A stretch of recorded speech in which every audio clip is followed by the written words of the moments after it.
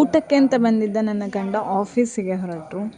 ಇವತ್ತು ಹೆಚ್ಚಿನ ಪಾಲು ಬಿಸಿಲು, ನೆನಪಾದಾಗ ಮಳೆ ಅಂತ ಹೇಳುವಾಗಿತ್ತು ವಾತಾವರಣ. ಬಿಸಿಲು ಅಂತ ಹೇಳಿ ಖುಷಿ ಪಡುವ ಹಾಗೆ ಇರಲಿಲ್ಲ. ಯಾಕಂತ ಹೇಳಿದರೆ ಮನೆಯಲ್ಲಿ ನೆಲಕ್ಕೆ ನೀರೇ ಹಾಕಿದೆವೋ ಏನೋ ಅಂತ ಹೇಳುವಷ್ಟು ಶೀತ ಬಂದಿತ್ತು. ಕೇವಲ ನೆಲದ ಮೇಲೆ ಅಷ್ಟೇ ಅಲ್ಲ, ಅಲ್ಲಿ ಗೋಡೆ ಮೇಲೆ ಕೂಡ ಬಂದಿದೆ, ಕಾಣ್ತಾ ಇರಬಹುದು.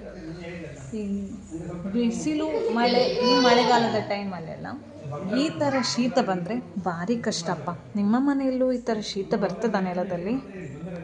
ನನ್ನ ಮಗಳು ಭುವನಳಿಗೆ ಬೆಳಗ್ಗೆ ಒಳ್ಳೆ ನಿದ್ದೆ ಆಗಿದೆ ಊಟದ ಮೊದಲು. ಹಾಗಾಗಿ ಇವತ್ತು ಊಟ ಆದ ನಂತರ ನಿದ್ದೆ ಇಲ್ಲ. ಅಣ್ಣನ ಪುಸ್ತಕವನ್ನು ಹಿಡ್ಕೊಂಡು ಏನೋ ಅವಳಷ್ಟಕ್ಕೆ ನೋಡ್ತಾ ಇದ್ದಾಳೆ. ಅಷ್ಟಾಗುವಾಗ ಬಂದ ಅತಿಥಿ ಯಾರು ಗೊತ್ತುಂಟ? ಇವನೇ ನೋಡಿ ಆ ಅತಿಥಿ, ಮಿಡತೆರಾಯ. ಗ್ರಾಸೋಫರ್ ಅಂತ ಇಂಗ್ಲೀಷಲ್ಲಿ ಕರೀತಾರೆ.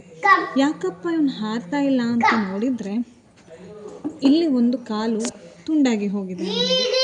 ಹಾಗೆ ಈ ಥರದ ಒಂದೇ ಮೀಸೆ ಇರೋದು ಪಾಪ, ಇನ್ನೊಂದು ಮೀಸೆ ಸಹ ಕಟ್ಟಾಗಿ ಇಲ್ಲಿ ಬೆಂಡಾಗಿ ಒಳಗೆ ಹೋಗಿ ಕೂತಿದೆ. ಎಷ್ಟು ನೋವಿತ್ತೋ ಏನೋ ಪಾಪ, ಅದಕ್ಕೆ ಹಾರಲಿಕ್ಕೆ ಆಗ್ತಾ ಇರಲಿಲ್ಲ. ಅದು ಈ ಥರ ಸುತ್ತು ಬರುವಾಗೆಲ್ಲ ಅದರ ಮೀಸೆ ಪಾಪ ಇಲ್ಲಿ ಹಿಂದೆ ಬಾಕಿ ಆಗ್ತಾ ಇತ್ತು.